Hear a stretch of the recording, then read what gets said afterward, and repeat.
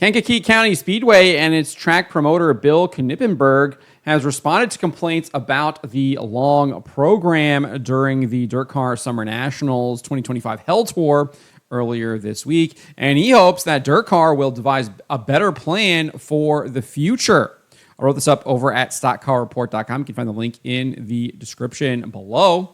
And so Knippenberger addressed the complaints, which there were obviously a lot. Obviously did a video this morning about Nick Hoffman poking some fun at the long programs that took place at the Brownstown Bull Ring as well as at Kankakee County Speedway earlier this week. And he actually responded by breaking down the costs and revenues for the night in order to assuage some of the complaints he was fielding due to the late model programming not ending until well after midnight on the East Coast. Obviously, he didn't break down the revenues and costs specifically for that event, but he did share some averages based on previous events he had held at the track for the Summer Nationals as well as Mars, and obviously revealing that the cost is about $50,000 for one of those shows to come into town. And he says that covers the purse and all other expenses. Some tracks might have less expenses than a track like Kankakee if they own the facility outright. I have personally had 4 Summer Nationals events so far, and one was rained out. My first 2 events lost a lot of money. I tried to continue the races to keep late models coming to Kankakee because we don't race them weekly. From there, he shared the track's average revenue for a national or regional event such as the Hell Tour is only about 650 grandstand tickets for our first 2 events, and that is $16,250. Add on the pit passes, which they average 500, and that is another $22,500. So you get a grand total of $38,750. He continues saying, now we have concession sales, which everyone thinks we make so much money on, which we don't. We would have to add close to 50% of the cost of concessions to really start making some money. The food business is really tough with hourly paid help, waste, cooking, and cleaning supplies, and following health inspectors' guidelines. So I went back before this post and looked back at numbers, and the profit on concessions, souvenir, and beer was $6,536. I assume that is an average, again, from those previous 2 events, which he was citing, right? That's an assumption, right? I don't know, and he doesn't explain. But that's what he gives for our concessions, souvenir and beer sales. And he goes on and says, so let's do some simple math. 16,250 plus 22,500 plus 6,536. That's 45,286. And then we had a $3,000 sponsor. So loss was $1,800 on that $50,000 cost that he previously mentioned, right? Now take out the support classes, which we average roughly 5 pit passes per car. So that is around 10,000 in pit passes and 1,000 in concessions. Minus the purse for those cars nets us roughly $3,000 in extra money, so the loss would be $4,800. And we really don't have a way to pinpoint how many added fans in the grandstands are there from the local support classes, so that would be even more loss. Obviously, family members, etc., might not be spending pit passes, but they might be doing the grandstand, so you lose out on that. And I think they had like 5 support classes or something like that, if I recall. He then went on to note that last night we had the largest crowd and car count we have had in the last 4 years. But how can we count on that when we sign these races up? Obviously, he lost the one due to rain, and clearly they've had them before, but they didn't have as many as they did on Wednesday night, right? And so there is obviously the risk that you're not always going to get those crowds, right? He then discussed the fact that the race was streamed on DirtVision. He says, now a huge problem with all of this is streaming. I was here back in the day. We only had 3 classes for these events. Back in the day, they had over 1,000 people in the stands, and there was no streaming. Kankakee gets $0 from DirtVision. We get our sanctioning fees dropped, which basically would cost us $2,000 more to run the show. So they don't get $0 from DirtVision. They're clearly getting a $2,000 basically in-kind donation. So they're getting a $2,000 discount. They're not having to spend that $2,000. So that's not nothing, right? Obviously, you're not bringing in any revenue, but you clearly aren't having that big cost that you would have, I guess, to bring them in. So there is something to that, I think, right? And then obviously having them come in clearly drives people to the track, right? I mean, he said that it was their largest crowd in 4 years. So I think that is something to account for, right? That the Summer Nationals, the Hell Tour, coming to the track does indeed bring more people, right? I think that's pretty safe to say. Sure, and I think a lot of that does come from the promotion that DirtVision does provide with the Hell Tour, right?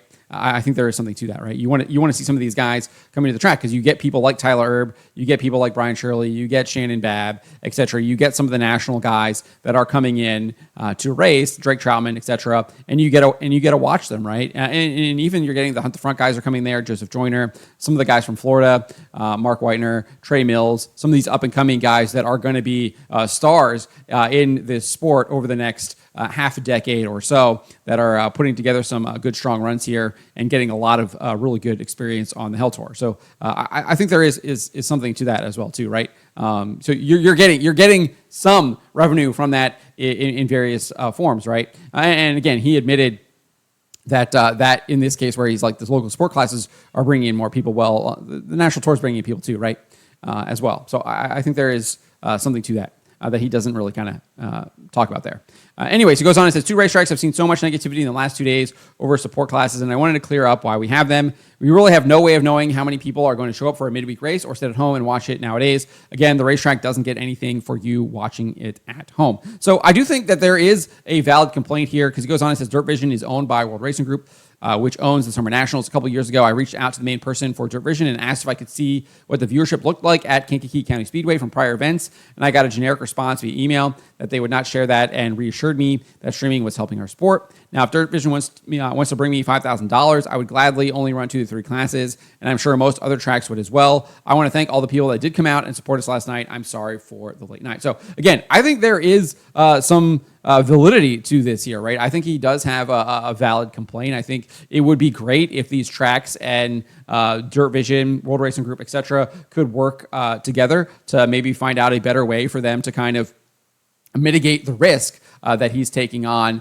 with bringing the Hell Tour on, etc. Especially during a midweek where you don't really know what your crowds are going to look like because, again, it is a midweek race. People are working. That's not typically when you see races happening, although it is becoming more common due to, I think, the rise of streaming, etc.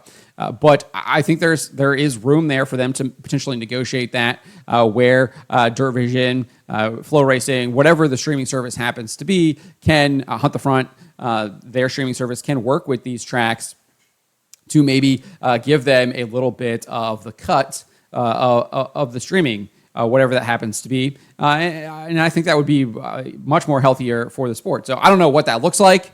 Obviously, that's a little bit above my pay grade. I'm not in the weeds here of the finances for these tracks. I don't know what the finances are for DirtVision is or what their business model looks like, etc. But I would love to see that happening. We are seeing some of that happening on the Flow Racing side. I mean, they just announced big purse increases for the Virginia Triple Crown on the asphalt side with the late models there at tracks like South Boston, Langley, and Martinsville. And so we saw the biggest purses there. So we are seeing Flow Racing kind of give back to that. Obviously, Flow Racing is investing in series too. They have their Flow Racing Night in America series on the dirt late model side, and obviously they are part owners of the High Limit Racing series on the sprint car side, etc. So we're seeing some of that happening as well. So I think there is some maybe room for them to kind of work together, find something to help these kind of tracks out. And it does sound like that is something that these tracks would love to have at least a discussion to happen, where it doesn't sound like that's happened at all whatsoever, given the fact that he said he sent an email and just got basically a generic response. And so there wasn't even any kind of dialogue happening. So maybe just having a dialogue would be a step forward. In the comments, he also made it clear he wants World Racing Group to work with him and other tracks to create more manageable nights while reducing his risk of losing money. He wrote this, responding to this guy, Brian Foltz. He said, agree, but are we just supposed to lose money? I feel like this has to happen. So DirtCar comes up with a better plan. So obviously he wants to maybe have them come up with a plan, but I think obviously having that dialogue, maybe working with some of these other tracks, etc., to figure out what that kind of looks like and seeing how that works, because I definitely feel like the Hell Tour is growing in popularity with streaming, etc. I think it is. I think obviously I can't prove it, don't have the numbers, but I mean, he said this is his highest crowd in 4 years. I do think that is a testament to the rise in streaming, that people are indeed going to the tracks in person to watch these events rather than sitting and watching at home. It's people like me who don't live in Illinois or anywhere near Kankakee County Speedway that are watching on streaming. You get people all over the world able to watch on streaming And I think that just bolsters the track. People can find out about the track that they might not even know that it exists because they're watching it on DirtVision, seeing these kind of regional national tours go to these tracks, and they see how great the racing is, and they want to go and see it in person, etc. Meet their favorite drivers, and I do think that does indeed drive people to the track. I think just his post here is kind of evidence of that, right?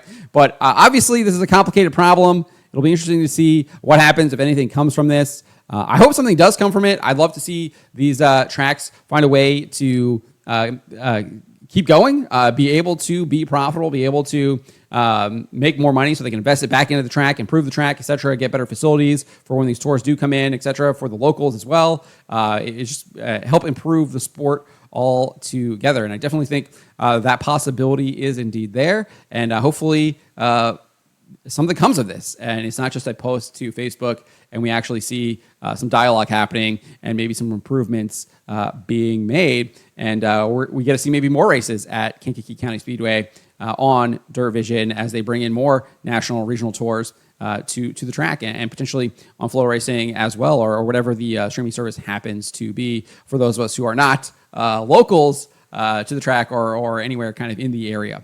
So I think that would be really cool to see. But let me know what you guys make of this. Let me know in the comments below.